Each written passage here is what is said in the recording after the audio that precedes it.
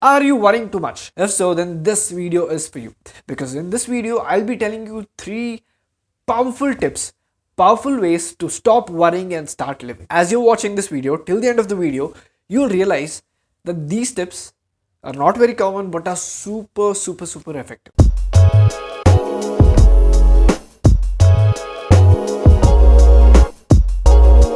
Hello guys, welcome to Rich Living Mastery YouTube channel where we create content to help you optimize 3 areas of your life: health, wealth and relationships. Here's the first tip.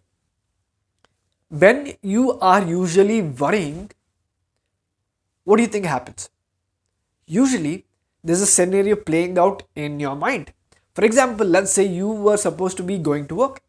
You're going to work and you didn't have time to get the breakfast, so you just got the breakfast with you. As you were driving in the car, you were eating it, and the sauce from your sandwich fell on your t-shirt. You looked at it and you're like, oh my god, what are the people in the company going to think? What is the boss going to think?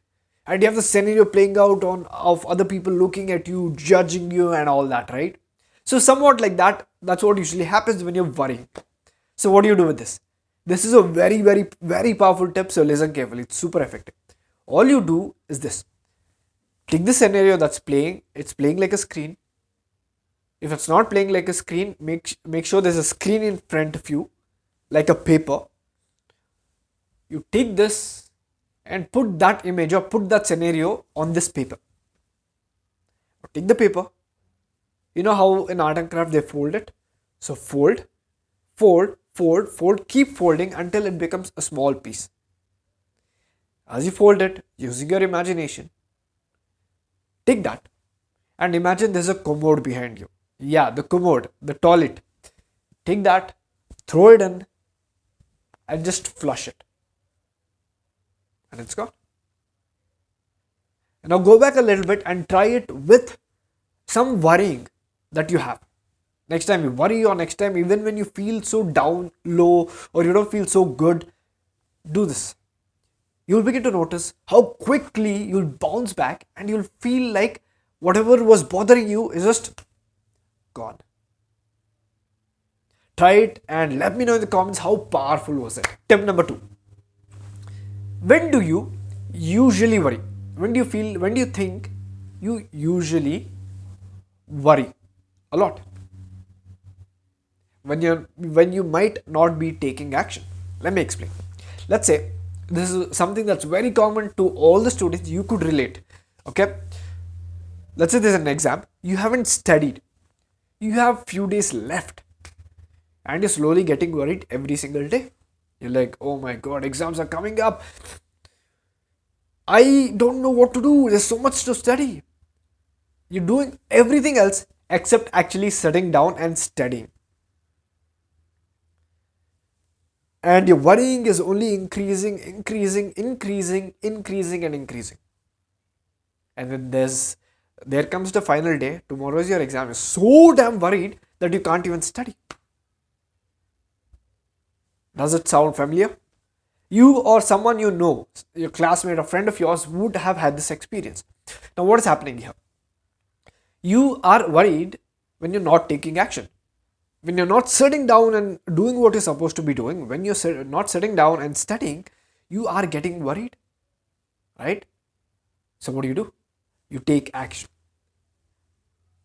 Remember, when people are procrastinating, let's say you have exams, let's say you're doing everything else other than exams. When you are procrastinating, let's say you're playing video games, at that time also you don't feel worried. You feel worried when you're left with your thoughts or when you're doing something boring. Now, kind of what's happening here is when your mind is focused on some work,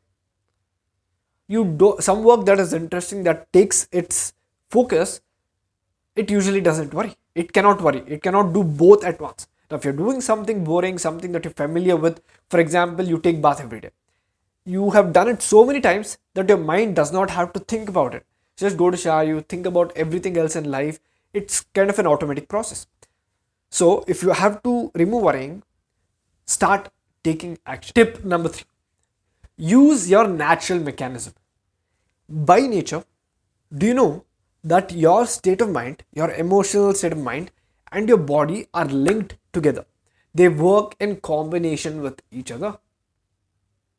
Now, if you think about it, this may or may not be true. I don't know. But if you look at spiritual scriptures and all that, they say if you lose your body, you won't have emotions left. You won't be able to think like you used to when you had the body. That and science, I think that kind of makes sense with the science right now.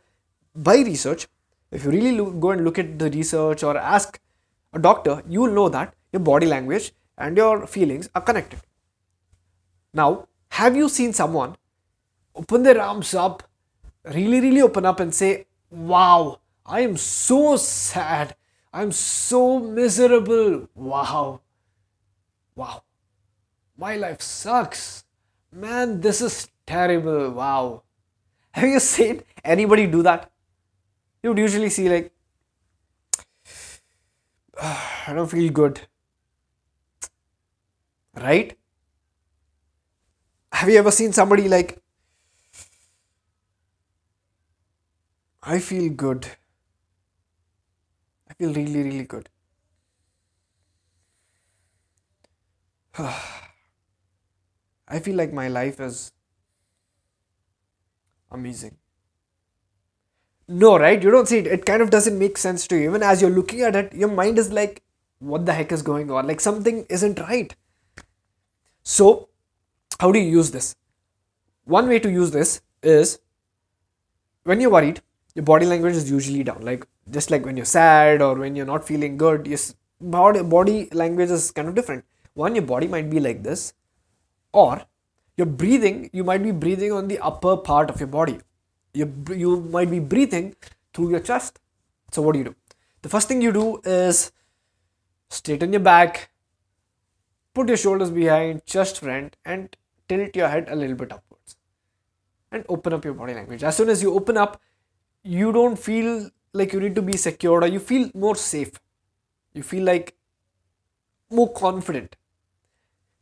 After that, if you still feel like you're not overthinking, you're not over worrying, then start breathing through your diaphragm. Diaphragm is below your belly button. The stomach part below your belly button. As you breathe, that should move front and back. Right? When you're breathing, you usually breathe like just moving up and front.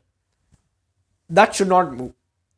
Your part below your belly button should move front and back.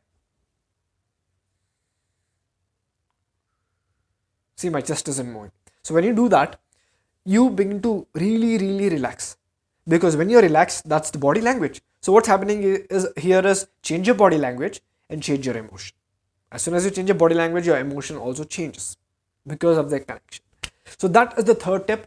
Give it a shot and you will see this is pretty damn effective. This is something that has been proven time and again. And this is also something that I've done in many of the trainings with a large group of audience, and every single one of them had a change in their emotional state of mind. With that said, guys, stop worrying right now and take action by clicking the like button and hitting that subscribe button, because we have many more amazing videos like this coming up. With that said, what other techniques do you think works, or what other techniques have you used to get over your worrying? Let us know in the comments below. This is Abhishek signing off. I will see you in the next video. Goodbye.